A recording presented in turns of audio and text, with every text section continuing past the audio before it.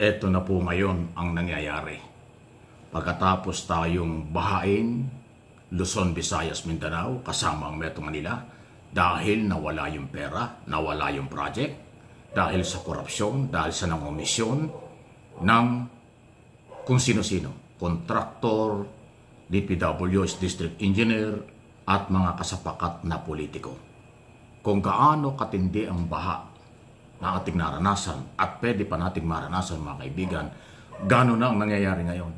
Bumabaha din ng denial, bumabaha din ng mga paglilinis na sila daw ay walang kinalaman.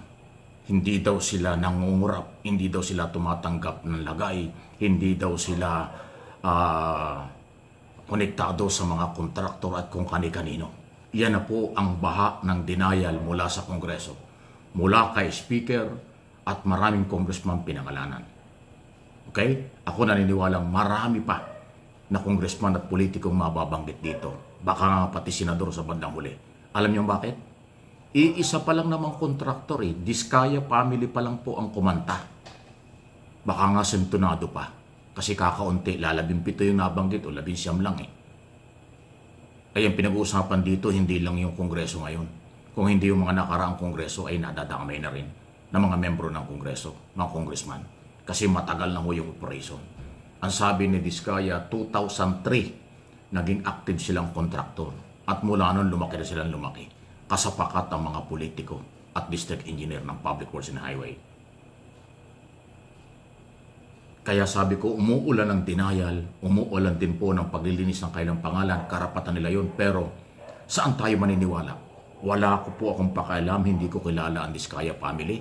Dapat managot din yung mga yan. Dapat kumpiskahin din ang mga ari-arian yan. Yung pag-amin niyang namigay ng komisyon na 20 hanggang 25 hanggang 30% bawat isang congressman, iba pa yung sa mga district engineer, ay admission ng korupsyon. At ang kanyang pag-amin ay sinasabi niyang hindi niya pwedeng hindi gagawin yung pagbibigay ng komisyon kasi hindi siya makakakuha ng project, kasi hindi siya makakasingil, kasi mawawala ang kanyang negosyo dahil yun ang kapalit talaga. Pag may project ka, magbigay ka. Kung wala kang project, bibigyan ka ng politiko at ng gobyerno at bibigyan mo sila ng tamang porsyento na kailang hinihingi. So, malalim po yung pinamhugutan ng Diskaya family. Ibig sabihin, pag-amin, admission ng matinding korupsyon sa flood control project at iba pa. Dahil protektado sila ng mga politiko na kanyang binanggit.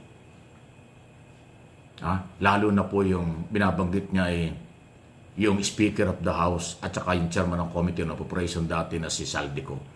Romualdez at Saldico ang kanyang idinidiin na humihingi daw ng 25% bawat kontrata. Magkano ang 20% ng 100 million? 25 million. Eh kung 30%, 30 million. Eh kung billion. Magkano ang 30% ng 1 billion? 300 million. Eh magkano ang 30% ng 2 billion? 600 billion o 600 million. Ganyang kalaki. Sa mga politiko pa lang yan. Ayon kay Pacifico at Sara Diskaya mag-asawa. Huwag din natin kalimutan yung expose ni Congressman Toby Chanco ng Nabotas nang sinasabi niya ang pinagsisimulan ng insertion ay ang small committee. Lead ng pinangunahan ito ng chairman ng Appropriation Committee, Saldico, majority leader, minority leader, at siyempre may paspas yan sa speaker. Hindi ka naman magiging chairman ng Committee on Appro kung hindi ka malapit sa speaker. At dun sa BICAM between Congress and Senate. So itong sinasabi ni Chanco at ng Diskaya ay malinaw po na talagang merong sabwatan, malakihang pag-aabuso sa pera at kapangyarihan. Kaya kahit umulan, kahit bumaha ng mga denial, kanya-kanyang linis ng kailang pangalan, hindi tayo malulunod dyan. Kailangan harapin natin ang baha ng pagsisinungaling at pagtatanggol ng kailang mga sarili. Kung malakas ang totoong flooding o flooded na ating naranasan sa ating bansa, itong denial na matindi, huwag nating ibaliwala ito. Huwag nating pasin nito. Katotohanan dapat ilabas. Isipin nyo, isang kontraktor pa lang, ganyan ang karaming congressman ang binabanggit. Ilan ba ang kontraktor? Ang inisa, sabi ng Pangulong Marcos, 15. O isa pa lang ang nagsalita dami nang sumabit Paano pag nagsalita yung lahat ng kontraktor na yan? Ayan, sabi nga nung iba, mga 1,000 kontraktor yan Kung hindi man sa DPWH, kung hindi sa maraming ahensya ng gobyerno, baka hindi lang 1,000 kontraktor. Tanungin nyo yung Philippine Contractor Accreditation Board. Alam nila kung gaano karami ang kontraktor na pumapasok sa proyekto ng pamahalaan kasi doon sa kanila may corruption din. So massive, matindi po. Tsunami ang dating ng korupsyon dito sa ating bansa. Nakakabahala na ito. Kaya tayong mga kababayan, kayong mga Pilipino, tayong may-ari ng pera, huwag tayong matakot sa kung ano man ang lakas ng baha o tsunami ng mga politikong ito sa kanilang pagdidinay. Hindi ko sinabing guilty na sila. Pero malinaw po na yung pinanggalingan ng pera at nagbibigay mismo, kumanta na, nagbigay na ng pangalan.